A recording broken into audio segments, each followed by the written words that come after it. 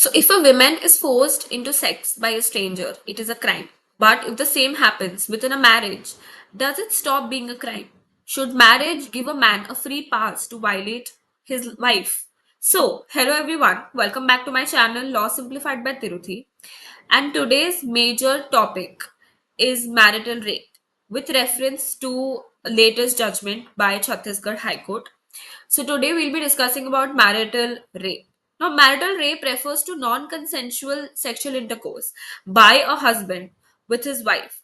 In most progressive legal system, rape is rape, whether inside or outside marriage. However, in India, marital rape is not considered a criminal offense under Section 375 of IPC due to the exception 2, which states that sex between a husband and wife over the age of 15, which is now raised to 18, is not rape, even if it is without consent. So, in simple term, it means if a husband forces himself on his wife, the law does not consider it as a crime. The wife has limited legal options to seek justice except under the laws related to domestic violence or cruelty. So there are a lot of arguments for and against criminalization of marital rape. So basic thing in favor of criminalization say that it violates the fundamental rights which is given in the Constitution of India, and marriage does not mean unconditional consent for sex. And if you see the arguments which are against the criminalization, it basically says that it would weaken the institution of marriage and it might lead to misuse of law and more registration of false cases, and the consent in marriage is considered to be implied. So criminalization would be basically difficult to prove in the court. So there are a lot of landmark cases. The major landmark case which came in 2017 was the Independent Thought versus Union of India case. Now here the Supreme Court had ruled that sex with a minor wife below 18 is rape, but it did not address marital rape for adult women. Now what needs to change here is the legal reform, the awareness, the judicial action. So here basically women and in general people need to be educated about marital rape. They think that marital rape is normal, husband and wife having sex, so there is no consent, there is no women doesn't have any consent in a marriage. But no, educating society that marriage does mean equal ownership, but then consent is also very important because a no is a no. So here I am talking about the case. Chhattisgarh High Court has given a judgment here. So in this case, if you may ask that what is the case talk about? Yes, the case talks about marital rape also. I mean, it talks about marital rape. So in this, Chhattisgarh High Court has basically acquitted a 40-year-old man who was previously convicted of raping his wife, which is a brutal act. But it's not only about rape. Because of that rape, it led to the death of his wife.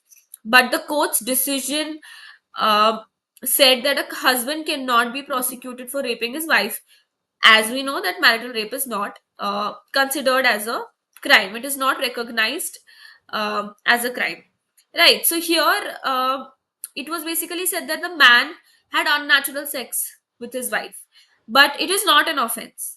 So this led to a huge outrage, and it had sparked a call basically for better protection for married women. This is a basic controversial topic that I'm talking about, the marital rape. Now, the problem here is that, okay, so this judgment came, the court basically convicted in 2019. And in 2017, that independent thought versus Union of India case came, where they have raised the age from 15 to 18.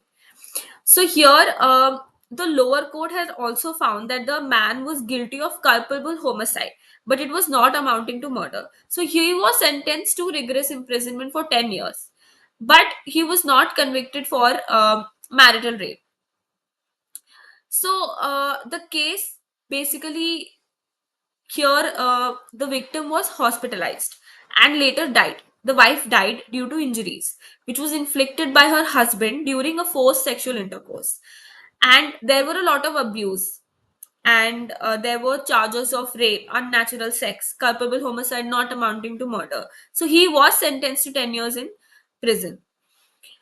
But the problem here is that marital rape was not recognized in India, so he was not convicted for marital rape. Now, this verdict has sparked widespread outrage. There are a lot of outrage for this, and I have also started a blog, and I have written a blog related to this. To know more, you can also read my blog. I will be giving the link of my blog in the in my bio, or you can even refer in this video only. If you go to the bio section, you will get the link for the blog. So where I have given the details and my opinion on that. So there you can look into that.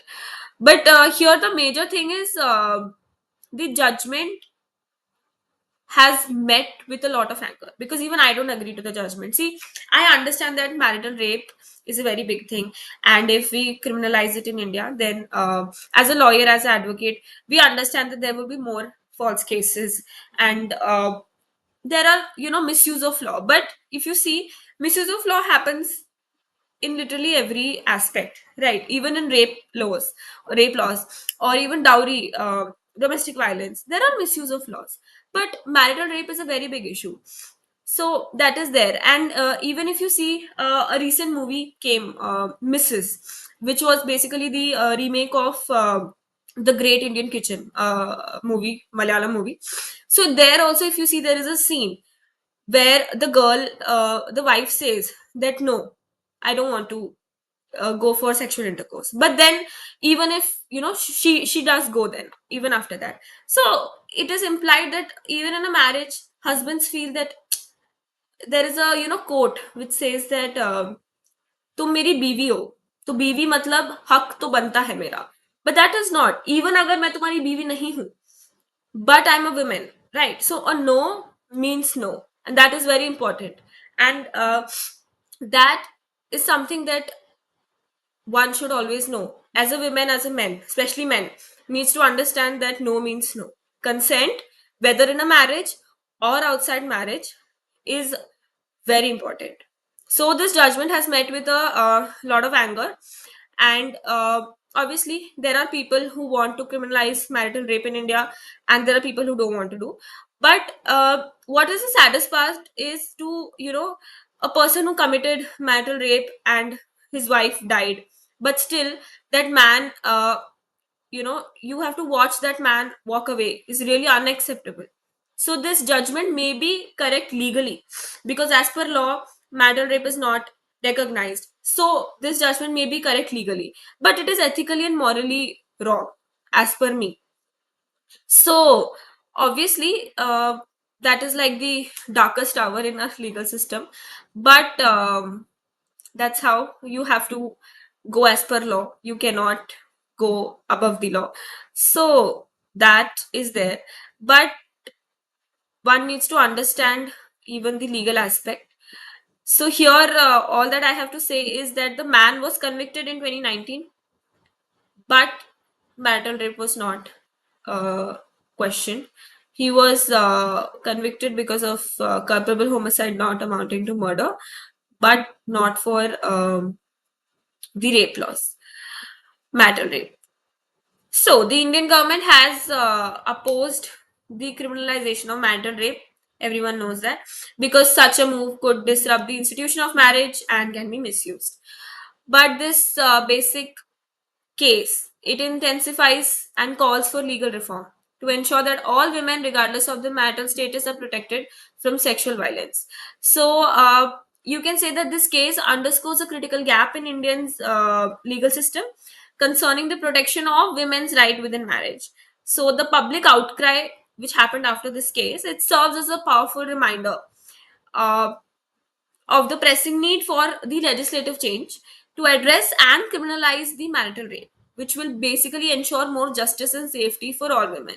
So, if you found this video relatable, and if you think that I can provide more legal insights, please do let me know in the comments on what other topics you guys want me to put video. And please don't forget to like, share, and subscribe my channel for more legal insights on law, life, and adulting. See you in the next video. Thank you.